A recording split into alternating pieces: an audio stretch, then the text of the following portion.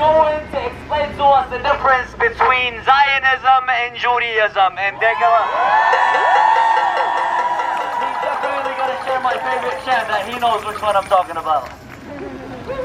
Thank you very much. Assalamu alaikum. Free, free Palestine! Free, free Palestine! Free, free Palestine! Free, free Palestine! That's not the chant we were talking about. Give me a chant. We are standing here in a very sad time. No smiles, no laughing. This is very serious. Yes. We are seeing thousands of children being killed, being mass murdered, amongst many other innocent men, women, elderly, sick, people in the hospitals. Very sad.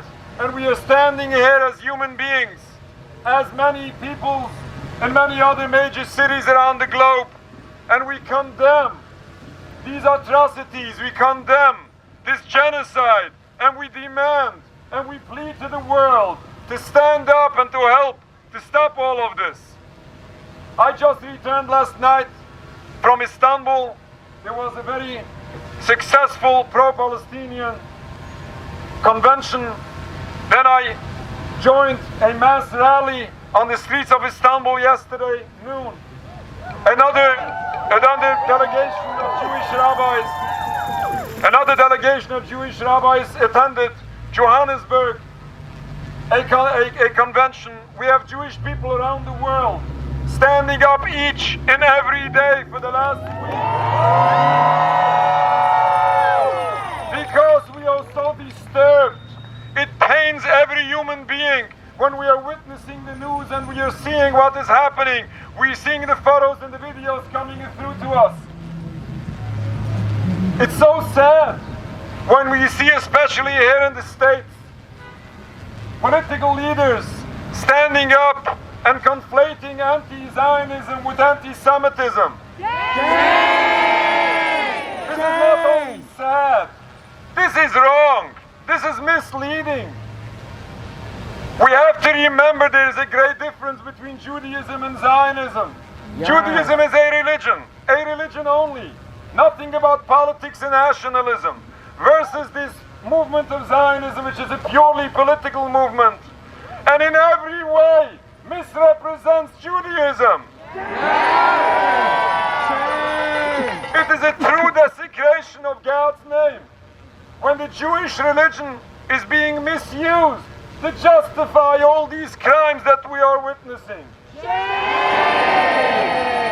And for clarity, we have to realize we are seeing an official secular movement misusing that religion that they decide not to follow, and they misuse it to justify crimes forbidden in that religion.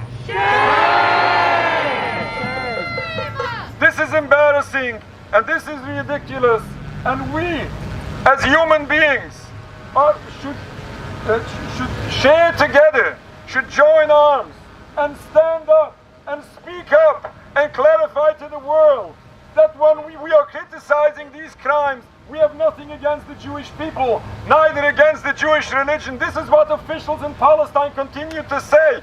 Unfortunately, CNN will never tell you that. The officials in Palestine, all of their political groups, clarify and state and say this all the time. They have nothing against the Jewish people, neither against the Jewish religion. They are against the occupation, and all of us should be against this occupation. Certainly we need a ceasefire today. Certainly we need a ceasefire already weeks ago. But the ceasefire is way not enough. As was mentioned before, we have to see the end of this siege in Gaza. We have to have all rights returned to the people of Gaza, but it's not only the people of Gaza, it's the people of Palestine under occupation for over 75 years, which is unacceptable. This is unacceptable. This is illegal. This is unjust. And this is anti-Jewish.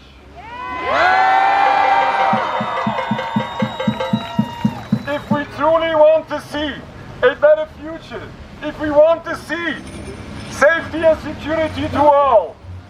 realize that unfortunately this endless cycle of bloodshed, where everyone suffers, including so many innocent Jewish people who against their will are being incorporated into this conflict just because Netanyahu insists to represent all Jews. We have to realize what is the root cause of the problem we are witnessing for these decades. It is not the difference of religion. We had differences of religions for the longest time, and we lived in peace for over 100 years ago, before the 1920s. We can live in peace.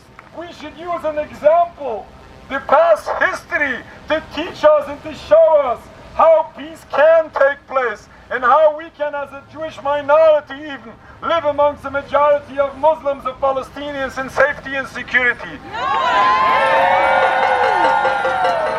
It is the occupation of Palestine, which is a disaster and Nakba catastrophe, not only to Palestine, but to the Jewish people as well. We have to stop this occupation in its entirety. We have to return all rights to all indigenous people. We have to grant the full right of return to all refugees. That will obviously be in favor of the Palestinian people who deserve their rights. And this will be in favor of the safety and security for the Jews as well. Thank you very much.